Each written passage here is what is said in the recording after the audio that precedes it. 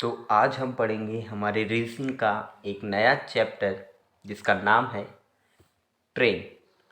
Train से related जितने भी क्वेश्चन आते हैं टाइम एंड डिस्टेंस के, आज हम उनके कॉन्सेप्ट्स पढ़ेंगे।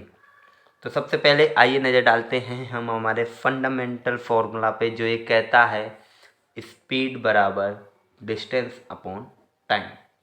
इसी का यूज़ करके हम दो फॉर्मूले और डिराइव करते हैं, यानी कि डिस्टेंस अगर यहीं पे रखें, टाइम को इधर इधर लेके जाएं तो टाइम यहाँ डिवाइड में है, इधर आके इनटू हो जाएगा, तो हो जाएगा distance equal to speed into time. इसी प्रकार से जब हम टाइम को यहाँ रखें और स्पीड को वापस वहाँ शिफ्ट करें तो टाइम बराबर हो जाएगा डिस्टेंस अपॉन स्पीड। इस फंडामेंटल फॉर्मूले के बाद आइए हम देखते हैं हमारे टाइप 1 वाला क्वेश्चन, जो कि हमें ट्रेन में देखने को मिलता है। टाइप 1 वाला क्वेश्चन क्या कहता है, मान लीजिए एक ट्रेन हमको दी गई है, ये इसकी लेंथ हम मान लेते हैं L लेंथ है। ये पार करने वाली है एक पोल को, ये जो एक पोल है इसको क्रॉस करने वाली है कितने टाइम में, T1 टाइम में, T1 टाइम में क्रॉस करने वाली है। तो हमसे इन्होंने पूछा है कि इसकी स्पीड कितनी है। तो हमें पता है कि स्पीड बराबर डिस्टेंस अपॉन टाइम। अब कुछ लोग सोच रहे होंगे कि डिस्टेंस कहाँ है, स्पीड हमसे पूछिए भैया, टाइम तो दिया है लेकिन हमें डिस्टेंस नहीं पता। तो इस टाइप के क्वेश्चन पे जो लेंथ ऑफ द ट्रेन होती है उसे ही हम डिस्टेंस मानते हैं। तो हम इस फॉर्मूले के यूज़ से हम स्पीड को निकाल सकते हैं। डिस्टेंस कितनी हो गई हमारी L, यानी कि लेंथ ऑफ द ट्रेन जो है वो हमारी हो जाएगी क्या, डिस्टेंस। और टाइम हमको दिया है, टाइम दिया है T1। तो इस प्रकार से जब ट्रेन की लेंथ दी गई हो और टाइम दिया गया हो तो हम स्पीड को निकाल सकते हैं, या फिर टाइम दिया गया हो और लेंथ ऑफ दी ट्रेन दी गई हो तो हम स्पीड निकालेंगे। लेंथ ऑफ दी ट्रेन दी गई हो और स्पीड दी गई हो तो हम टाइम निकाल सकते हैं।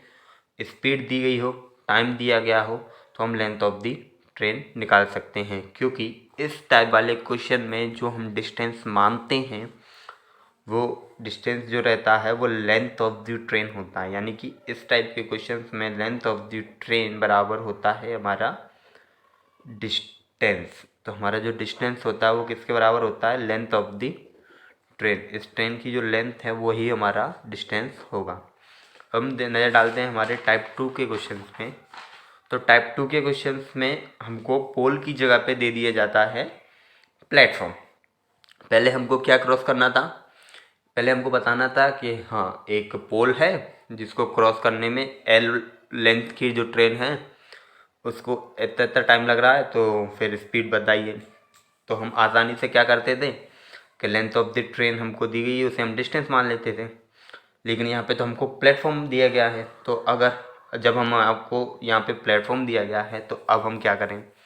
तो जब हम पहले वाले क्वेश्चन को देखें तो वहाँ पे हमको क्या देखने को मिला कि जो लेंथ ऑफ द पोल रहती है वो ट्रेन के मुकाबले में बहुत ही नेग्लिजिबल रहती है, यानी कि ना के बराबर रहती है। तो हम उसको ऐड ही नहीं करते। यानी कि जब एक ट्रेन एक पोल को क्रॉस करेगी तो कैसे क्रॉस करेगी, जैसे ये पोल है तो ऐसे करके निकल जाएगी, ऐसे करके निकलेगी तो उसकी जो लेंथ है वो काफ़ी मामूली सी रहती है, तो हमें इसको निगलेक्ट कर देते हैं, इग्नोर कर देते हैं, यानी छोड़ देते हैं।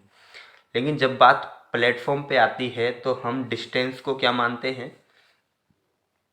मान लीजिए जो हमारी ट्रेन है उसको हम L1 लेंथ मान लेते हैं, जो प्लेटफॉर्म की लेंथ है, लंबाई है, उसे हम L2 मान लेते हैं।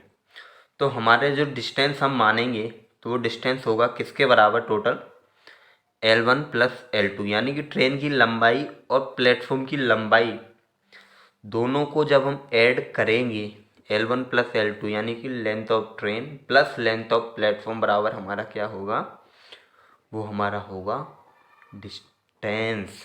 और फिर ये क्वेश्चन करना हमारे लिए बहुत ही आसान हो जाएगा, क्योंकि स्पीड हमको दी रही होगी या फिर टाइम हमको दिया रहा होगा। इनमें से तीन चीज़ों में से हमको ज़्यादातर दो चीज़ें मिल जाती हैं और एक चीज़ हमें फाइंड आउट करनी होती है। तो हमने देखा कि जब हमको पोल दिया रहता है तो हम लेंथ ऑफ द ट्रेन को लंबाई, मतलब ट्रेन की लंबाई को हम डिस्टेंस मानते हैं। और जब हमको प्लेटफॉर्म दिया जाता है तो हम ट्रेन की लंबाई और प्लेटफॉर्म की लंबाई दोनों को प्लस करके उसको जो हमारा जो निकलता, मतलब जो हमारा रिजल्ट निकलेगा इन दोनों को प्लस करने के बाद L1 प्लस L2, उसको हम क्या मानेंगे, डिस्टेंस। तो ये था हमारे टाइप टू क्वेश्चन। अब हम देखते हैं हमारे नेक्स्ट क्वेश्चंस, जिनमें हमको 2 ट्रेन दी जाएंगी। अभी तक हमने जो क्वेश्चन किए उनमें कितनी ट्रेन थी?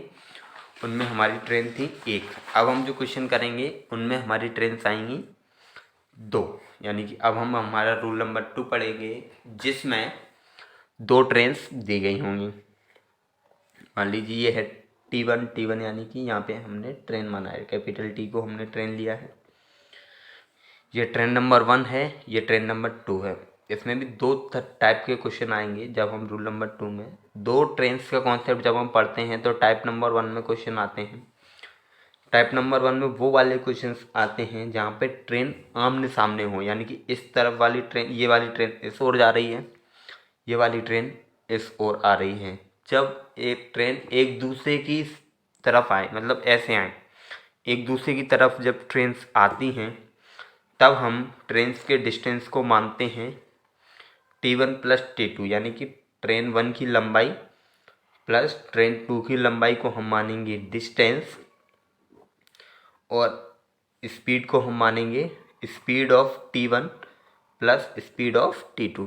यानी कि जब ट्रेन्स एक दूसरे की तरफ फेस किए हुए हैं, मतलब एक दूसरे की तरफ मुंह किए हुए हैं, तब हम ट्रेन की लंबाई, जब हम डिस्टेंस निकालेंगे तो दोनों ट्रेन्स के डिस्टेंस को प्लस कर देंगे। स्पीड निकालेंगे तब भी हम दोनों ट्रेनों की स्पीड को प्लस कर देंगे, और टाइम जो है वो हमारा सेम रहेगा। तो जब हम देखते हैं कि जब हम ट्रेन के कॉन्सेप्ट को पढ़ते हैं, यानी कि 2 ट्रेन के कॉन्सेप्ट को पढ़ते हैं, उसमें जो टाइप नंबर 1 आता है, यानी जहाँ पे ट्रेन्स एक दूसरे की तरफ मूव करते हुए चल रही हैं, उसमें हम डिस्टेंस को मानेंगे T1 प्लस T2, यानी लेंथ ऑफ द ट्रेन 1 और लेंथ ऑफ द ट्रेन 2। ठीक है। स्पीड को मानेंगे T1 प्लस T2, यानी कि speed of train 1 plus speed of train 2, और टाइम को मानेंगे T।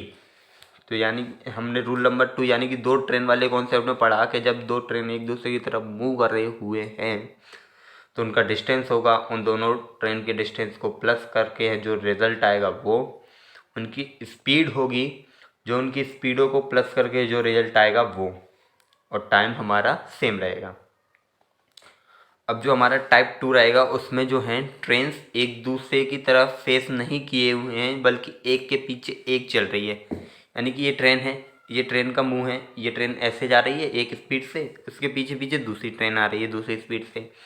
ठीक है। तो इस टाइप के जो कुछ ट्रेन्स रहती, मतलब इस टाइप में जो फॉर्मेशन रहता है, वहाँ पे क्वेश्चन कैसा आता है कि जैसे ये ट्रेन है, ये एक्स स्पीड से चल रही है, और ये जो पीछे वाली ट्रेन है ये वाई स्पीड से चल रही है। तो ये ट्रेन धीरे धीरे चल रही है, ये ट्रेन जल्दी से फास्ट आके इसको पूरा कवर कर ले, मतलब ऐसे ये जो ट्रेन जा रही है ऐसे करके ये वाली ट्रेन क्रॉस करने में कितना टाइम लेगी। सिर्फ एक तरीके का क्वेश्चन इसमें आता है टाइप 2 में। तो इसके लिए हम क्या करते हैं, इसके लिए हम स्पीड क्या लेंगे, इसके लिए हम स्पीड लेंगे। अगर हमसे स्पीड पूछा जाए तो हम स्पीड क्या लेंगे, S1 माइनस S2। अगर ट्रेन 1 की स्पीड, यानी ट्रेन 1 की स्पीड अगर ट्रेन 1 की 2 की स्पीड से बड़ी है तो हम स्पीड लेंगे S1 माइनस S2।